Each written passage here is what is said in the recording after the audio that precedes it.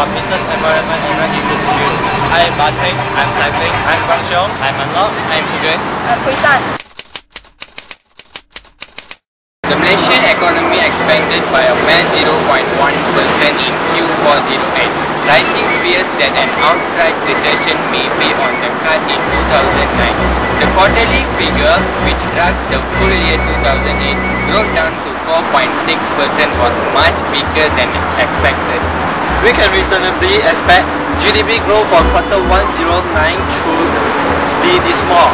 In view of this dynamic, we have decided to lower our 2009 growth forecast from 0.5% to negative 1.9% to increase fiscal stimulus and monetary easing notwithstanding.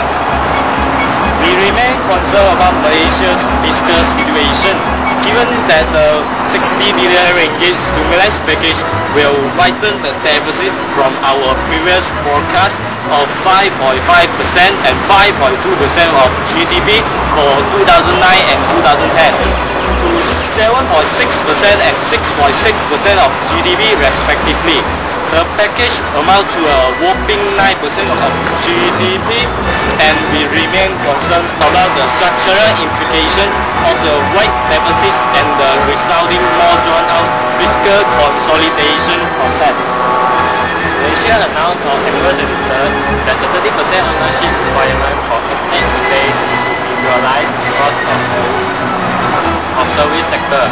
This is not a significant step towards overruling Malaysia's divisive new economic policy.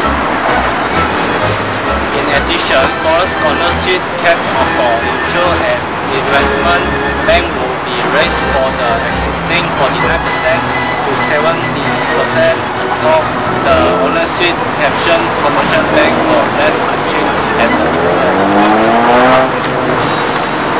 We view this change as positive over the longer term, but it remains to be seen if new Prime Minister Najib would push through more reforms for a less restrictive business environment. Malaysia currently scores 61.5 in BMI's business environment ratings, significantly higher than the regional average of 55.1.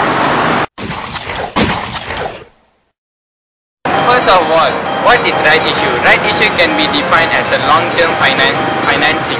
Right issue normally used by companies to raise them capital by selling new shares. Normally, the shares will be offered to existing shareholders in proportion to their current shareholding, respecting their per and pension rights. Usually, the company will offer the price in discount rate to the existing shareholders. It will encourage them existing shareholders to buy the new shares. If not, the value of their holding will be diluted. Importance of right issue. A right issue to fund expansions can usually be regarded somewhat more optimistically, although as with acquisitions, shareholders should be suspicious because management may be empire building at their expenses. Bonus of right issue. The rights are normally a tradable security themselves. This allows shareholders to sell the rights to someone who does. Whoever holds the right can be choose to buy at new shares by a certain date at a set price. How to maintain their control in business? Some shareholders may choose to buy all the rights they are offered in the right issue.